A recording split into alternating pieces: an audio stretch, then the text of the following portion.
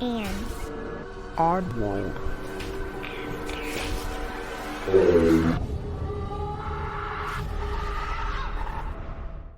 Welcome, oddballs. I'm your host, Jensen, and this is episode 4. I don't know if you guys heard that little demon in my throat, but I just took a big swig of my freaking Coke, and it's like the demons came out of me. Like, I don't know if that happens to anybody else, but it just like hit my throat and went bleh. So if you heard it, pretty cool, but if not, it's fine. So today I'm going to be reading we're in July. July 27th birthday is today. So happy birthday, you little July 27th babies. And here we go. July 27th people are zealous go-getters. Those born on this day are blessed with prodigious energy, passion, and commitment, as well as highly developed practical and organizational skills. A formidably effective combination of characteristics that July 27th people utilize to the full. These are dynamics individuals who rarely do things by halves, throwing themselves into the active pursuit of their professional and private visions with single-minded determination and dedication, fueled by the desire to make tangible progress. Although their choice of career clearly depends upon their individual preferences, most will thrive in any profession in which they can work directly toward the achievement of their goals. Supervising a well-ordered team and implementing their soundly considered promotional strategies in the process. Such inclinations and talents augur particularly well for their success as corporate players, but their natural flamboyance and creativity, adventureness, and vigor furthermore equip these individuals with outstanding artistic potential, and especially so if they were also born in the Chinese year of the dragon. Within the domestic sphere, those born on July 27th will usually assume the role of the familial linchpin around whom others revolve. Typically extraordinarily affectionate towards their nearest and dearest, they do their utmost to safeguard the well-being and happiness of those closest to them, particularly their children, while at the same time injecting an enlivening sense of fun into their relationships. It is important, however, that they should judiciously moderate their desire to exert their benevolent influence over those whom they are most strongly attached, and allow them to make and thus learn from their own mistakes. Their virtues are positive, progressive, energetic, and their vices are controlling, overprotective, and domineering. Your careers could be analyst, CEO, marketing executive. So again, happy birthday if you are a July 27th baby. And I hope that this sounds like you or somebody you know, if it's obviously not your birthday, but you know somebody. But anyhow, we are going to move on to stories. This is from OKLaw7130 on Reddit.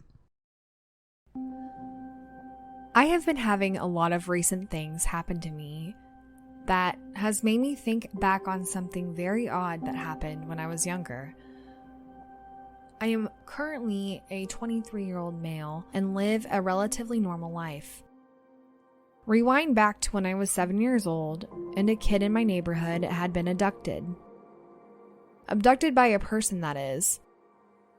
A 5-year-old boy was kidnapped through his open window on the second story.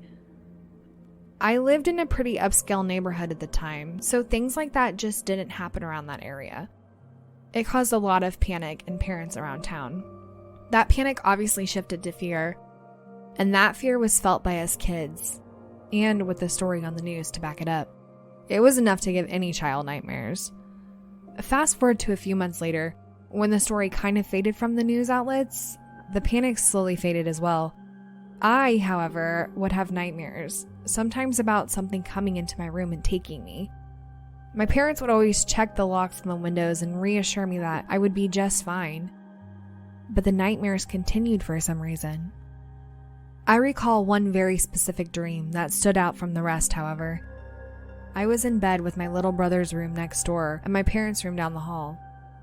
I was the last one awake because I went around the house, crawling like a military man on a mission. trying not to get caught by my parents, so that I could sneak into the living room and watch TV past my bedtime. Anyway, I ended up falling asleep on the couch. Not something I did because that obviously would blow my cover in the morning. I remember waking up at the very early stages of morning, maybe 2 to 3 a.m. I turned off the TV and walked into my room. I laid down in bed, pulled the covers over my head, and I closed my eyes. Tap, tap. I pulled the covers down instantly. Something had just tapped on my window. I go into full panic mode, but I can't bring myself to move or scream. Tap. Now I'm hyperventilating. But something compelled me to pull my curtains back. I walked to the window, pulled the curtains back, and saw nothing. Before I go any further, I would like to make something clear.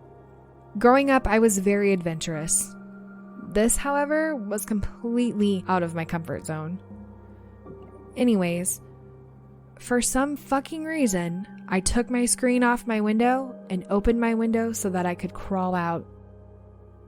Next thing I know, I'm standing barefoot in my pajama bottoms in my sandy backyard. To this day, I can remember how weird I felt. What comes next is a blur. I remember walking down the road and seeing a house that was very distinctive because it had been struck by lightning 3 times in the last year and had nearly burnt to the ground each time. This house was several blocks away from my house, but still in the neighborhood. I remember a child's yellow slide coming from the 2nd-story window down to the ground floor on the outside of the house. I proceeded to walk up to the house and make my way up the slide. As I started to get closer to the top of the slide, I could hear what sounded like a family having dinner. I got to the top and peeked inside. It was a family, but they were completely white with no distinctive facial features. I can't recall what I saw them doing, but I remember thinking they were vampires. What I saw them do scared me to the point of me falling down into the house. I landed on my back. The room spun for a moment. The last thing I remember was 3 of them standing over me. 7:30 a.m. Alarm clock rings. Thank God it was just a dream. I pull my covers down and wipe my eyes. Slide my feet to the side of the bed. My feet are filthy. Odd. I take notice and proceed to stand up. I immediately crashed to the floor when a sharp, lightning-like pain shot through my leg. I physically could not get up. I screamed for my parents, who initially thought I was making it up to get out of going to school. My dad had noticed my screen was missing from my window and gave me a stern look of disbelief when I told him I didn't know what happened to it. Once they realized I was in excruciating pain, I couldn't stop crying. They took me to the ER for an x-ray. This is when I got really freaked out. The x-ray showed a hole punch in my femur. Doctor said he'd never seen anything like it and had absolutely no idea what could have caused it. Dumbfounded, we left the hospital with pain meds and a follow-up appointment that would end up amounting to me making a full recovery. To this day, I don't know if it was a dream or if I actually experienced something truly extraordinary that night. I wonder if anyone has ever experienced anything similar.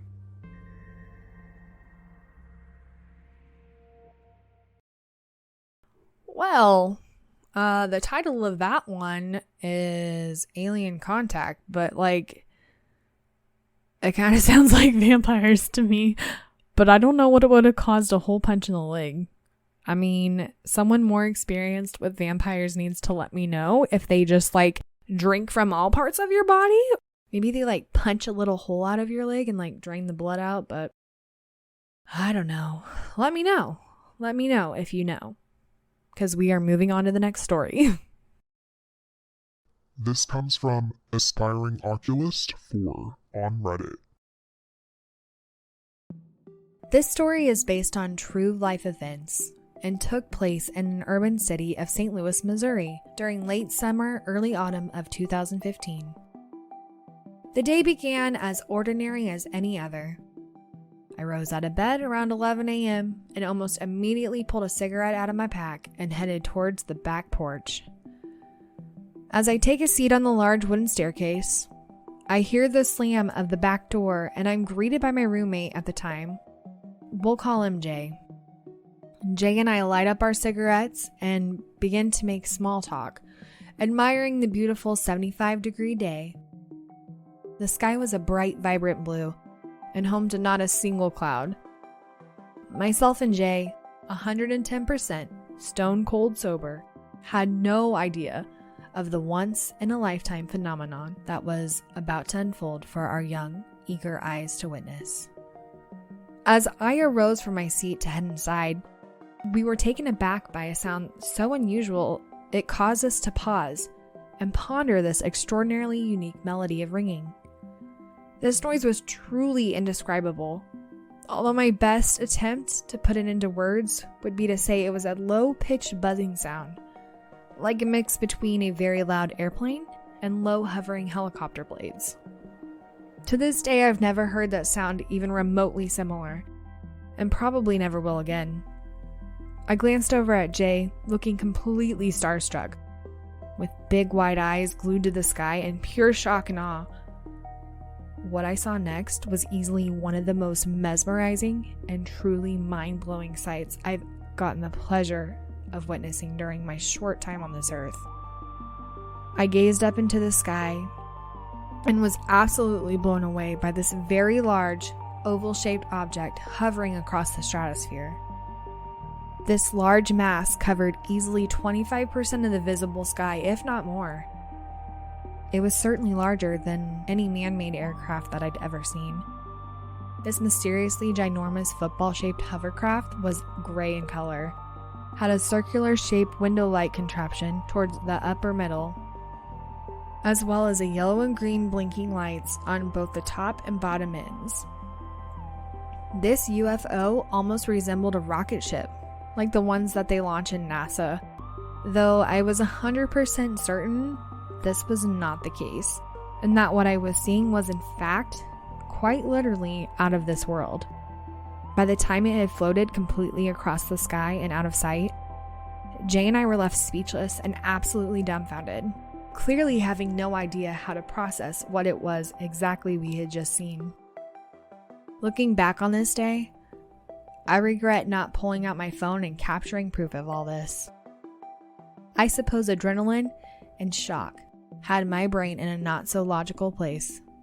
Explaining the unexplainable is not always the easiest task, but I hope you enjoyed reading my story as much as I enjoyed telling it to you.